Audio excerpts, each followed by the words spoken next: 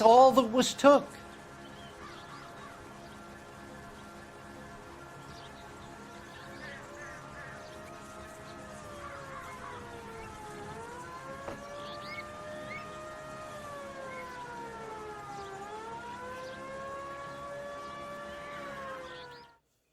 Hey, howdy, hey, Hollywood-based detectives, Wolfman 407 here, and today we're going to talk about a character that was largely unseen and not really referenced or mentioned in the game LA Noire.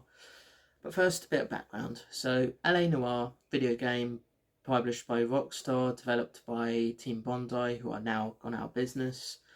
Great game. It's about a police detective called Cole Phelps who goes through all the different police departments in the place in sort of the Hollywood area, and as he solves each and every case, it turns out that there is a bigger conspiracy behind it all, and he must try and solve it.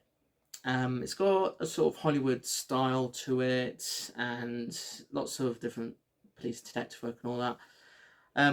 But there is one thing that has been puzzling a lot of us. My friend actually brought this up to me recently in different discussions we have every time we meet up, and that is whatever happened to Lazarus Cafarelli. Now, for those of you who don't know, Lazarus Cafarelli is the head or captain of the Vice Desk, and he isn't mentioned, seen, or referenced to apart from when there's this bit in that when you're in Homicide where Cole Phelps, the main protagonist, is told that the head of Vice has asked him to be transferred to the Vice Desk. And what's also interesting is that he's actually stationed not in the police station that the Vice people are in. He's actually based in the Wiltshire one. I think that's what it's called. And even then, he's not referenced, seen, or mentioned. I mean, you get like the three other heads or captains see. So the traffic one is seen, the homicide one is seen, and the arson one is seen. The patrol one or the one before traffic isn't seen, but he is at the very least made reference to or mentioned. Unlike this Lazarus guy who isn't mentioned at all. There are a lot of theories going about. Some people are assuming that he's the one that's sort of being the puppet master behind the conspiracy regarding the fires and the government issue morphine and all that. Others believe that he might actually be working behind the scenes, trying to figure out the corrupt officials in the police department. Yeah, lots of different theories, but it's just one of these things that's just left out from the game completely.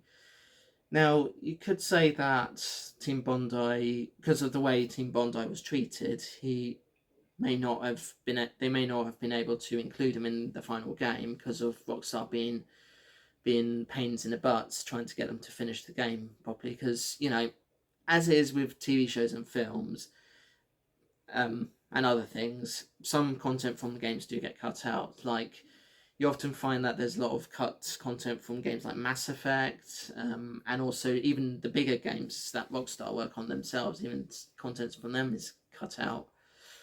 Yeah, there's a lot of theories about why Lazarus Cafarelli just doesn't appear in the game, and the one I like to think is true is maybe he was going to be saved for a future LA Noire game, but the chances of us getting an LA Noire game is on another one that is unlikely because of how Team Bondi basically went bust as soon as the game was released.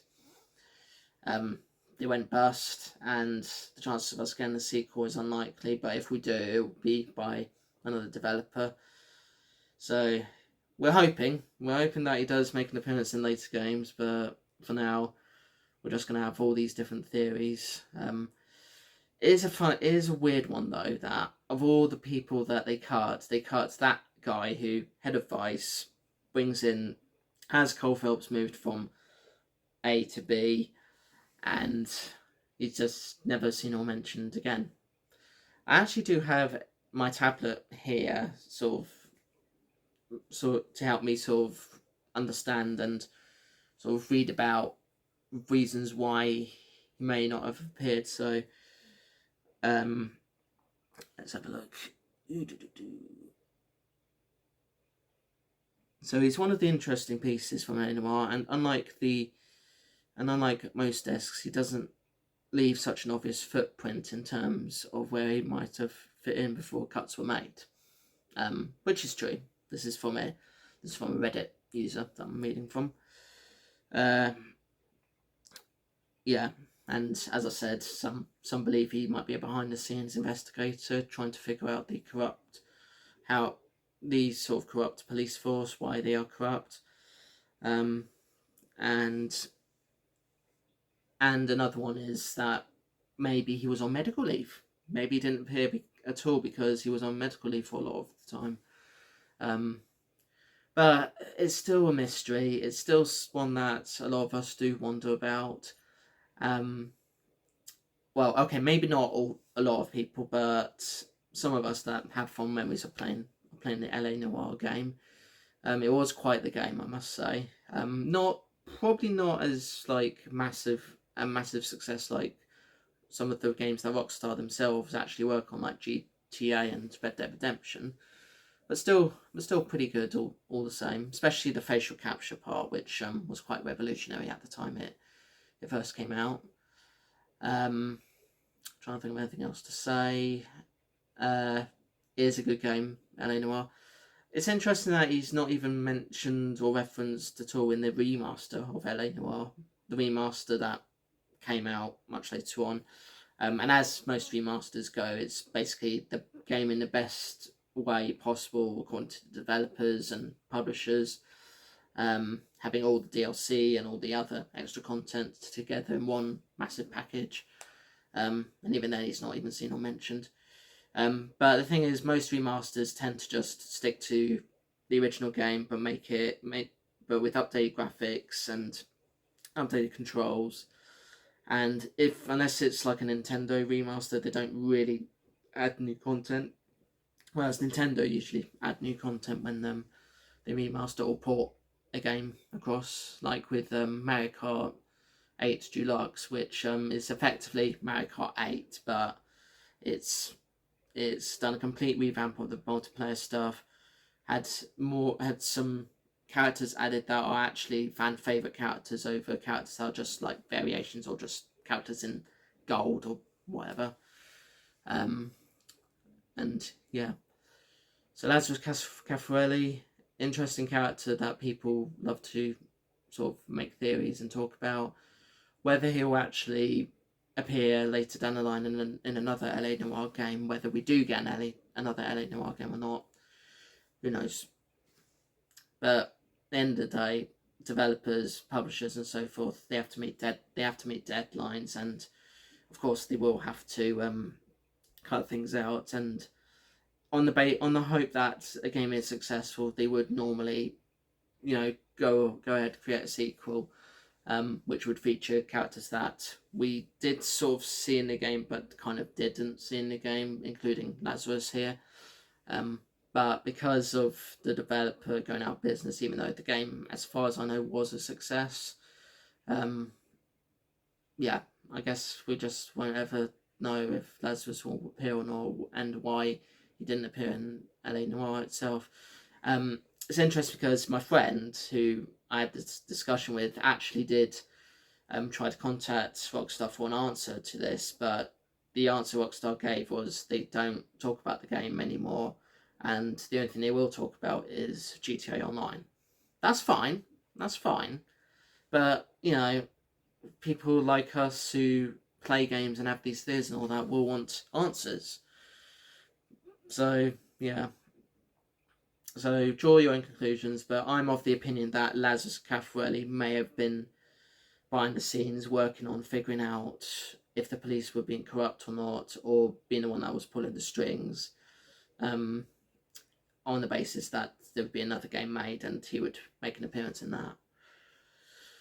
So yeah, that's pretty much my study on that particular character.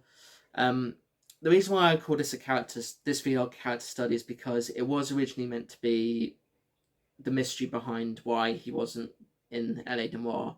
But then I thought, because I've got a lot of other vlogs in my list of vlogs I want to do that are to do with different characters, so I may as well just call them a character study and just study them, or have a lack of studying them because they just didn't appear in this case. So yeah, if you haven't played any Noire, do play it. It is a great game. I'm hoping to do a long playthrough of that at some point on this channel. Probably later down the line, but we'll see how we go. And apart from that, that's all I'm going to say today. So thank you so much for watching. If you like the video, give it a like. If you want to share your thoughts on this video, or just say whatever you fancy, good, bad, negative, positive, whatever, do so in the comments below. And if you haven't subscribed and want to see more of my stuff, consider subscribing, especially as I could do with more subscribers. I've got some milestone videos coming up that I'd like to do for you guys. So yeah, if you do want to subscribe, please subscribe. Thank you again for watching. I will see you in the next one. Peace to you all.